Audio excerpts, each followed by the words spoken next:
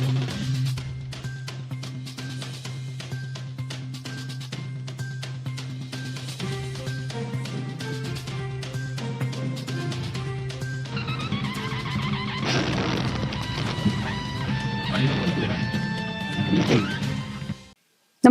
आपण पाहता हिरकणी न्यूज.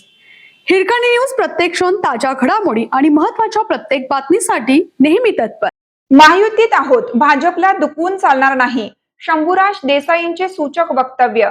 एकनाथ शिंदे सांगतील तिथेच मतदान.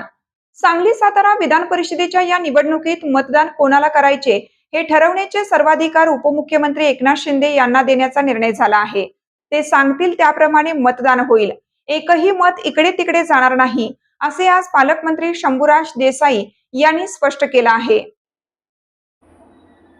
दरम्यान आम्ही महायुतीत एकत्र आहोत, त्यामुळे आम्हाला भाजपवर विश्वास ठेवावा लागेल. त्यांच्या विरुद्ध जास्त बोलून चालणार नाही.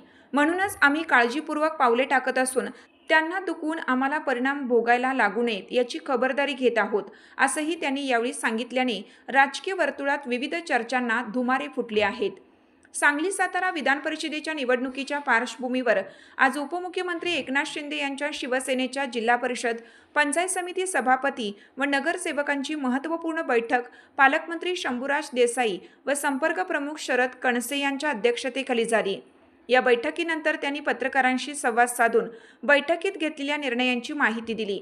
या बैठकीला संजीवराजे नाईक निंबाळकर, जिल्हा प्रमुख चंद्रकांत जाधव, रणजितसिंह भोसले, राजेंद्रसिंह यादव तसेच शिवसेनेचे जिल्हा परिषद सदस्य, नगरसेवक तसेच पंचायत समित्यांचे सभापती उपस्थित होते.